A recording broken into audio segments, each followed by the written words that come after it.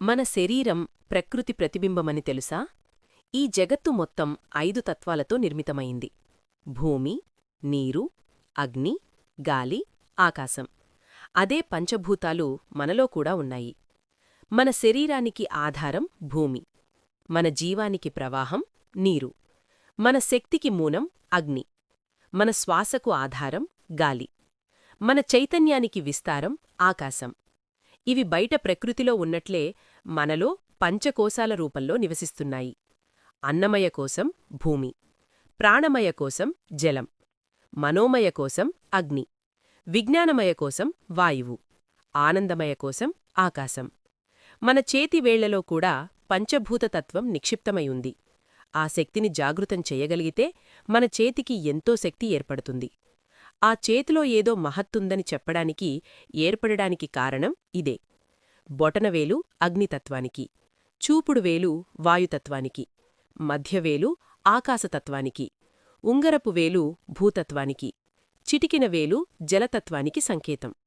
మంత్రజపాలు చేసేటప్పుడు అంగన్యాస, కరన్యాసాలు చేస్తారు.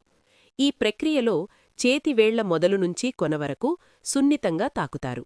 దీనిద్వారా ఆ వేళ్లల్లో ఉండే పంచభూత శక్తులు ఉద్దీపనం చెందుతాయి.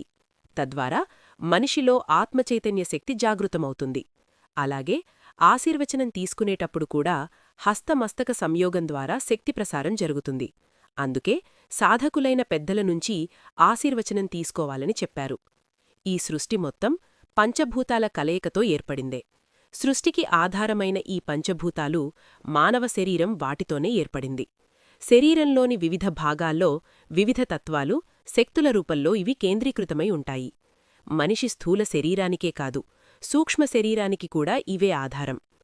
ప్రకృతిని కాపాడితే మనల్ని మనం కాపాడుకున్నట్లే.